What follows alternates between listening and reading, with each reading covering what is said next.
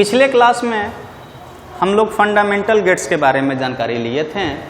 तो fundamental gets और था, नॉट था और एंड था, 3 गेट था। इसके बाद हम लोग ने कहा था कि यूनिवर्सल गेट भी होता है 2 टाइप्स का, नॉर और नैंड। सबसे पहले हम नॉर गेट के बारे में जानकारी लेंगे। तो यहाँ देखिए ये नॉर गेट, तो नॉर गेट का सबसे पहले लॉजिक a प्लस b का वार। ये नॉर गेट बना कैसे होगा, और प्लस नॉट मिला देंगे तो नॉर गेट बनेगा, यानी सिंबल ऑफ नॉर गेट। ये हम लोगों का और गेट हुआ और ये नॉट गेट हुआ, दोनों एक साथ जुड़ गया तब जाकर के a प्लस b का वार बना। यहाँ भी उसी तरह और नॉट, नॉर बना और नॉट, नॉर बना और ये जीरो वाला जो है ये नॉट गेट का काम कर रहा है यहाँ पर, तो ये नॉर बना। इन सभी गेट को यदि कंप्रेस कर दें, यानी इधर शिफ्ट कर दें, इसी में ला दें, तो यहाँ पर एक जीरो बच जाएगा और यही नॉट का काम करेगा। यानी ए नंबर में सिंबल ऑफ नॉर गेट हम लोग जान गए। अब हम इसका सर्किट डायग्राम के बारे में जानकारी लेंगे।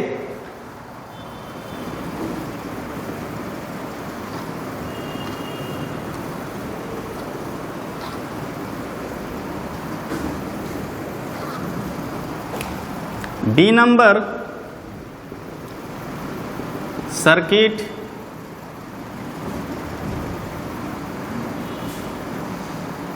Diagram of NOR gate.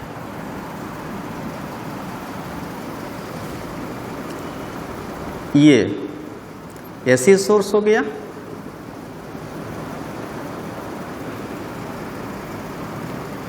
ये हम लोगों का पहला स्विच हो गया SA, ये दूसरा स्विच हो गया SB, और दोनों स्विच के पैरेलल में ही हम बल्ब को जोड़ देंगे। तो ये जो मेरा सर्किट डायग्राम हुआ नॉर गेट का हुआ, ये बल्ब हो गया। ठीक है, करंट यहां से पास करेगा। अब हम इसमें B number, C number truth table देखेंगे, ट्रूथ टेबल देखेंगे। ध्यान दीजिएगा इस टर्म्स को। A B Y is equal to A plus B का वार। 2 इनपुट है, पॉसिबिलिटीज 4 मिलेगा, उसके अनुसार से ही हमको वर्क करना है। तो पॉसिबिलिटीज 1 0 हो सकता है, 0 1 हो सकता है, 1 1 हो सकता है, 0 0 हो सकता है। देखेंगे 1 0 पर, यानी इसको 1 कर देना है, इसको 0। 1 का मतलब स्विच को क्लोज, 0 का मतलब स्विच को ओपन, यानी स्विच चालू हो गया और ये स्विच बंद है। करंट यहाँ से गया, यहाँ से गया, करंट आगे नहीं जाएगा। क्यों नहीं जाएगा? क्योंकि करंट को यदि ये खुला रहता तो आगे जाता, क्योंकि कोई रास्ता नहीं है सोर्स तक पहुँचने के लिए। लेकिन ये तो चालू है ना, करंट आगे न जाकर के इसी रास्ते से चला जाएगा और ऐसे होते हुए सोर्स तक पहुंच जाएगा। क्यों? क्योंकि करंट आगे जाएगा तो बल्ब से होकर के आना पड़ता उसको, और बल्ब पर ज्यों जाएगा करंट को कंज्यूम करता, करंट को खर्च करवाता। लेकिन यहाँ पर रास्ता बना हुआ है जिसके चलते ये करंट आगे नहीं जा कर के इसी रास्ते से मुड़ गया। तो बल्ब के पास नहीं गया करंट, यानी बल्ब के पास नहीं गया तो बल्ब नहीं जला, और नहीं जला तो 0। सेकंड केस में 0 1, यानी इसको खुला रखना है, इसको बंद करना है। तो अब करंट यहाँ तक नहीं, अब यहाँ तक जाएगा और इसी रास्ते से जाएगा। इस रास्ते से नहीं जाएगा क्योंकि कंप्लीट नहीं है, ये रास्ता कंप्लीट है तो यहीं से करंट आ जाएगा, बल्ब से होके नहीं जाएगा। तो नहीं जाएगा तो 0। दोनों रास्ते को अब चालू कर देते हैं, इसको भी चालू कर दिए, इसको भी चालू कर दिए। तो करंट यहाँ से भी आ सकता है, यहाँ से भी आ सकता है, लेकिन बल्ब से नहीं जाएगा, तो 0। अब दोनों रास्ते को खुला रखते हैं, यानी इनकम्प्लीट खुला रखते हैं। तो करंट के पास ना इस रास्ते से जाने का बचा हुआ है ये ऑप्शन, नहीं इस रास्ते से जाने के लिए बचा हुआ है ऑप्शन, क्योंकि दोनों कंप्लीट नहीं है। तो करंट के पास अब एक ही रास्ता बचा है, बल्ब से होकर के जाएगा। अब बल्ब से ज्यों होकर के जाएगा, बल्ब को ग्लो करवाएगा, क्योंकि करंट यहाँ खर्च होगा, तो जब बल्ब ग्लो करेगा तो ये 1 हो गया। इसके बाद हम डी नंबर में जानेंगे, wave form of NOR gate का वेव फॉर्म। उसी तरह से मेथड है जो पहले हम लोग सीख चुके हैं।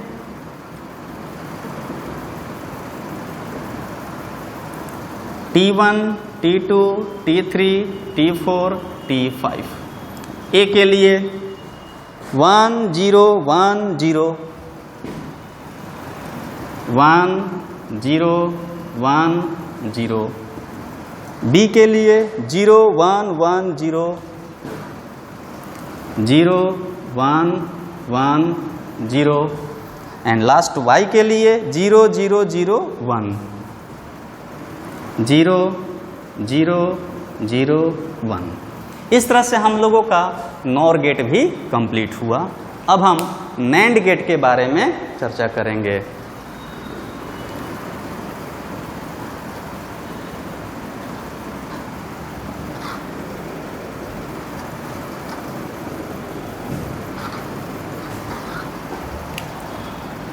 सेकंड में NAND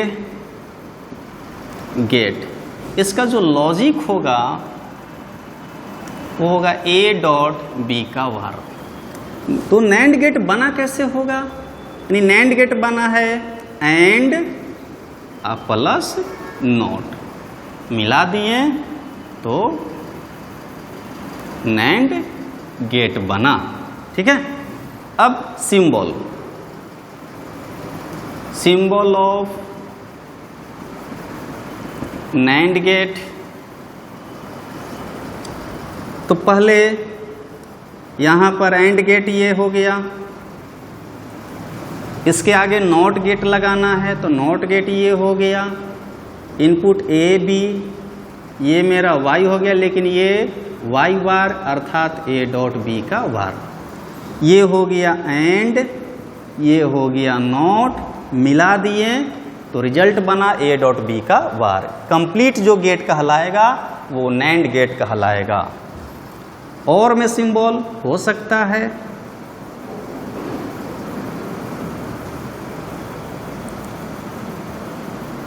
A B Y is equal to A dot B का वार। और में सिंबल हो सकता है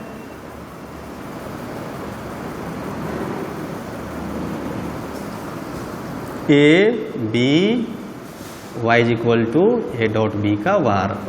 और एक और सिंबल जो होगा, जो फेमस होगा एकदम,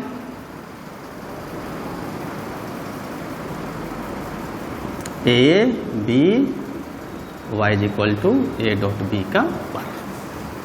ये 4 प्रकार का सिंबल है, चारों में से टोटल याद करना है आपको, कोई भी पूछा जा सकता है। चलिए अब हम इसका ट्रूथ टेबल, सर्किट डायग्राम और वेव फॉर्म के बारे में जानकारी लेंगे। B number circuit diagram. ठीक है। एक स्विच, 2 स्विच, ये बल्ब, यहां से एसी सोर्स,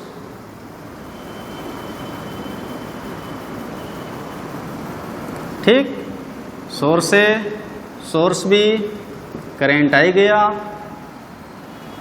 बल्ब है। अब इसका ट्रूथ टेबल सी नंबर में, ट्रूथ टेबल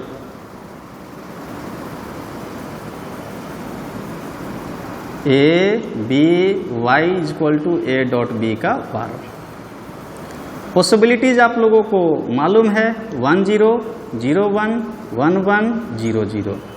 किसी पॉसिबिलिटीज को कहीं भी लिखा जा सकता है, ऐसा कोई जरूरी नहीं है कि शुरू में 1 0 ही लिखना, ऐसा कोई जरूरी नहीं है। चलिए पहला स्विच को क्लोज करना है, दूसरे को सेकंड को ओपन रखना है। पहला को क्लोज किए, सेकंड को ओपन रखें। करंट तो गया, लेकिन सर्किट में ये जो लाइन है, ये जो वायर है, ये इनकम्प्लीट है, तो करंट को मजबूरी बल्ब से जाना पड़ेगा। जब ही करंट बल्ब से जाएगा बल्ब ग्लो करेगा, यानी 1। इसमें भी वही 0, इसको खुला रखना है, इसको क्लोज करना है, वही स्थिति जो पहले वाला था, बल्ब से होकर के जाएगा तो जलेगा 1 1 1। अब देखिए स्थिति बदल गया, सर्किट कंप्लीट हो गया, यानी ये जो वायर है ये पूरी तरह से कंप्लीट हो गया। तो करंट अब ऐसे नहीं जा करके इसी रास्ते से चला जाएगा, बल्ब से नहीं जाएगा, तो 0।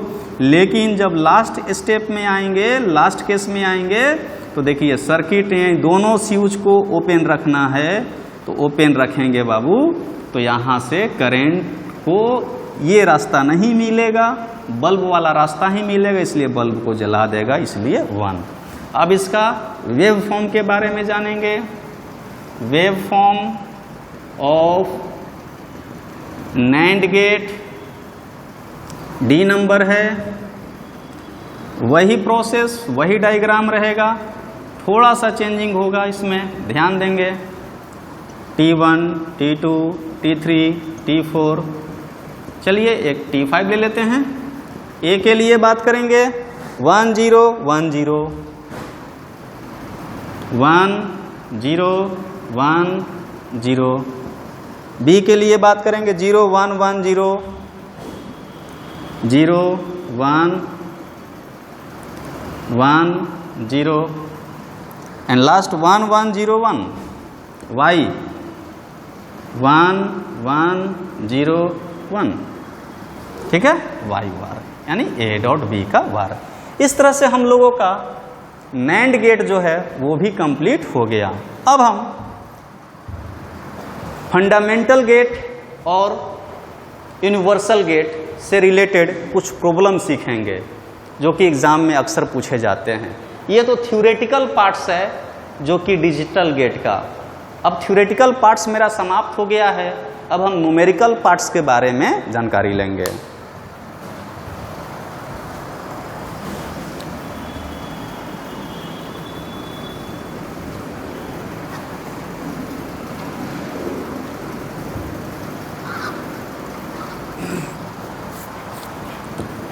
चलिए एक क्वेश्चन हमने बोर्ड पर ड्रॉ कर रहे हैं, डायग्राम है।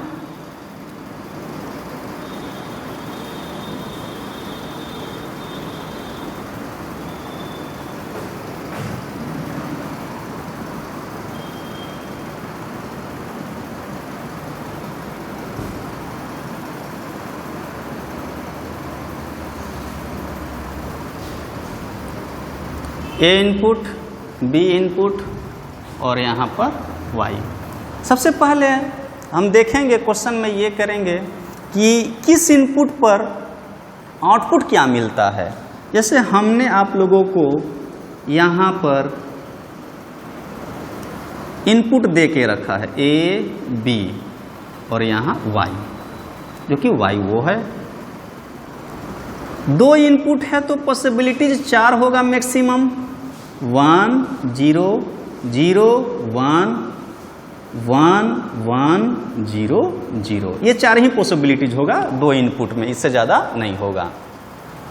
तो क्वेश्चन बनाने के लिए सबसे पहले आप लोगों को गेट पहचानने आना चाहिए, क्योंकि गेट जब तक से नहीं पहचानिएगा आप क्वेश्चन को सॉल्व नहीं कर पाइएगा। तो चलिए गेट पहचानते हैं। तो गेट पहचानने के लिए सबसे पहले हम लोग नॉट गेट के बारे में जानेंगे। तो नॉट गेट क्या है? सिंगल इनपुट, यानी एक आने वाला और एक जाने वाला, यानी सिंगल इनपुट और सिंगल आउटपुट। तो ये सिंगल इनपुट आ रहा है, यहाँ से सिंगल आउटपुट निकल रहा है, तो ये नॉट गेट हुआ। कौन सा गेट हुआ? नॉट। ये भी सिंगल इनपुट सिंगल आउटपुट, ये भी नॉट गेट। अब देखेंगे ये गेट आपको याद रखना पड़ेगा। ये हम लोगों का एंड गेट है और ये भी सिंगल इनपुट सिंगल आउटपुट, ये नॉट गेट है। कुछ बातें आप लोग को ध्यान रखना पड़ेगा। नॉट गेट का प्रॉपर्टीज होता है, अगर इनपुट में 1 डालिएगा तो आउटपुट 0 कर देगा, और यदि इनपुट 0 डालेंगे तो आउटपुट 1 कर देगा। लेकिन एंड गेट का प्रॉपर्टीज है, कोई एक भी इनपुट 0 रहा, 2 इनपुट होता है एंड गेट में, तो ध्यान रखेंगे कोई एक भी इनपुट 0 रहा तो आउटपुट को 0 करके भेजेगा।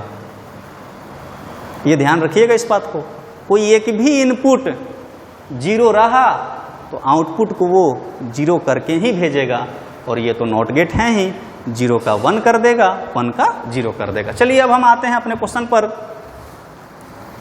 1 0 यानी ए के लिए 1, बी के लिए 0, तो 1 आगे गया कौन से गेट से, तो नॉट गेट से। तो नॉट गेट का प्रॉपर्टीज है 1 यदि आगे जाएगा तो इसको वो 0 कर देगा। ठीक, इसमें 0 गया तो ये क्या कर देगा, 1 कर देगा।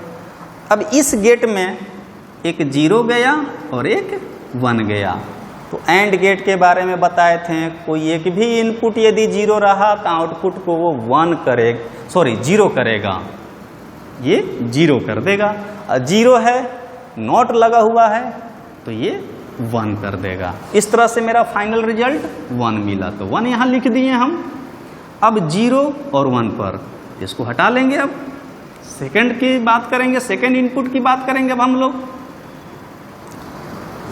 ए में 0, बी में 1, तो 0 है आगे जाएगा तो 1 हो जाएगा, 1 है आगे जाएगा तो 0 हो जाएगा।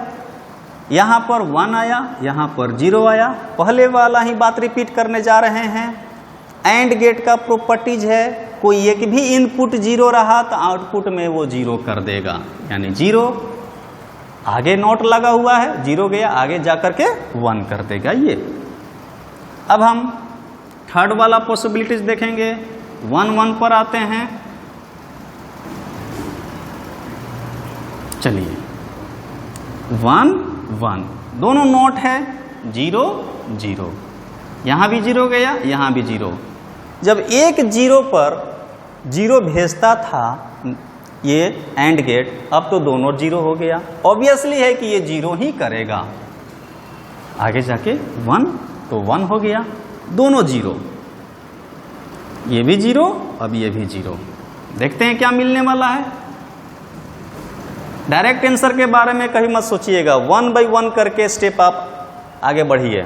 0 है आगे जाएगा तो 1 करेगा, 0 है आगे जाएगा 1, ये भी 1। देखिए एक भी 0 नहीं है, दोनों 1 है, तो ये अब 1 करेगा, 1 आगे जाएगा तो 0 0। इस तरह से हम लोगों का ये जो क्वेश्चन दिया गया था, फाइनल रिजल्ट निकालने के लिए हम आप लोग के सामने फाइंड कर लिए। अब नेक्स्ट क्वेश्चन देखेंगे, और भी क्वेश्चन देखते हैं क्या होता है, किस किस टाइप का क्वेश्चन बनते हैं इस पर।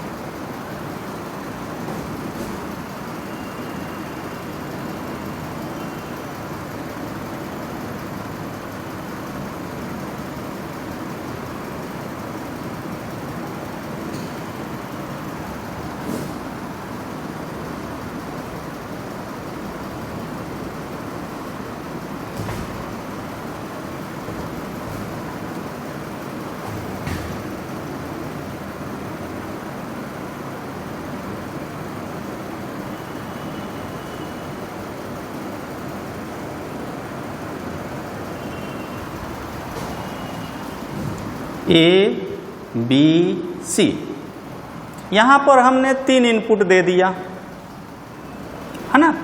तो सबसे पहले गेट पहचानेंगे, single input single output, not, ये भी नॉट, ये भी नॉट, ये नॉट, ये भी नॉट, ये भी नॉट, ये एंड नॉट, और ये देखिए नॉर है, तो नॉर कैसे बना हुआ है, ये और हो गया और यहाँ पर ये नॉट लगा हुआ है, तभी ना नॉर बना।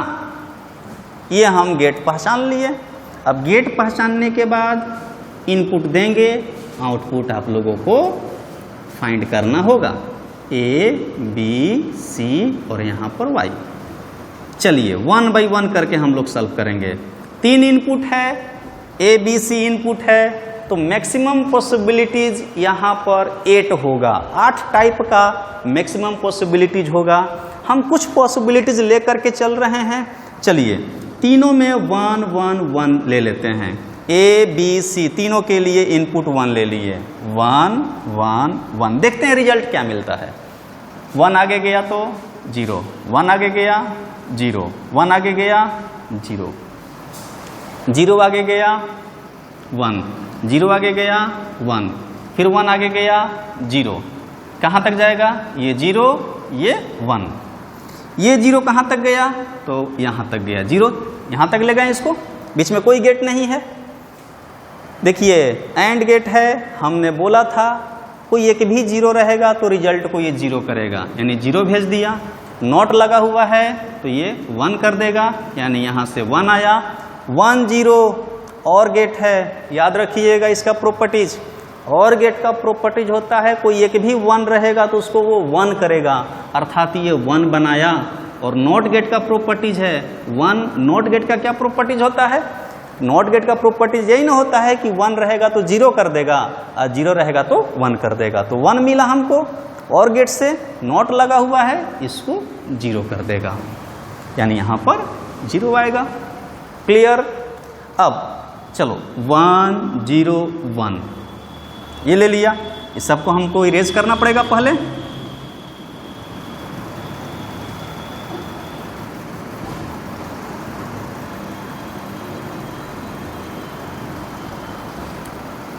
यानी फर्स्ट में input 1, second input 0, third input 1, इसको आगे तक ले जाते हैं। 1 है तो 0, 0 है तो 1, 1 है तो 0, 0 है तो 1, 1 है तो 0, यानी यहाँ भी 0, यहाँ भी 0, ये क्या मिल जाएगा? 0, 0 आगे जाएगा तो 1, नॉट लगा हुआ है। 1 है तो ये 0, 0 कहाँ तक जाएगा? यहाँ तक। 1 है तो 0। अब इसमें जो इंटर कर रहा है 1 0, देखिए और गेट है, कोई एक भी 1 होगा तो वैल्यू को 1 कर देगा, तो यहाँ पर 1 मिला। आगे नॉट लगा हुआ है तो क्या कर देगा? 0 कर देगा। इसी तरह से और भी यहाँ पर इनपुट का पॉसिबिलिटी जो हो सकता है, लेकिन 8 केस में आगे पुट करना है, आप लोगों को सॉल्व करना है। नहीं आएगा तो मैसेज आप भेज सकते हैं कि सर इसका नहीं आ रहा है। अब हम कुछ और फॉर्मूला लॉजिक गेट के बारे में लिखते हैं, उसके बारे में जानकारी लेंगे हम लोग।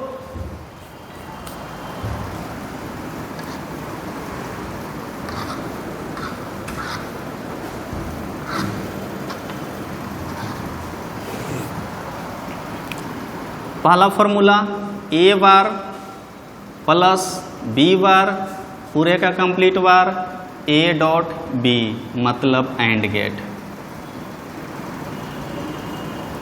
सेकंड में A bar dot B bar complete bar A plus B मिलेगा, मतलब और गेट। ठीक है। थर्ड नंबर में A bar power N, if N is odd number then result जो मिलेगा वो ए बार ही मिलेगा। If n is even number then a मिलेगा केवल, result final. 4 number 1 plus a, तो रिजल्ट में 1 मिलेगा। 5 नंबर 0 प्लस a, रिजल्ट में यहाँ पर A मिलेगा। 6 नंबर 0.A 0 मिलेगा। 7 नंबर 1.A 1.A A मिलेगा। ठीक है, तो इस तरह से कुछ फॉर्मूला है, रिमेंबर रखिएगा तो कोई भी क्वेश्चंस बनाने में आपको हेल्प मिलेगा, और नहीं भी रखेंगे तो फिर भी क्वेश्चन बनाया जा सकता है बेसिक मेथड से। ये तो आपका फॉर्मूला है, इसका भी यूज़ डायरेक्ट कर सकते हैं। अब आप लोग एनसीईआरटी बुक्स या कोई भी क्वेश्चंस जो JEE Main, NEET, board exams में पूछे जा चुके हैं ऑन न्यूमेरिकल बेस, उसको आप सॉल्व कर सकते हैं। अब आप फ्री हैं सॉल्व करने के लिए। इस टाइप का जितना भी क्वेश्चंस है आप फ्रिक्वेंटली सॉल्व कर सकते हैं। एक इस पर और क्लास लेंगे जो प्रॉब्लम क्लास होगा, जो कि कॉम्पिटिटिव एग्जामिनेशन में जो क्वेश्चन पूछे गए हैं हम उसका डिस्कशन अगले क्लास में करेंगे, जो कि लास्ट क्लास होगा लॉजिक गेट का, और ये लॉजिक गेट पूरी तरह से समाप्त हो जाएगा। चलिए आज के लिए ही बस इतना। Thank you.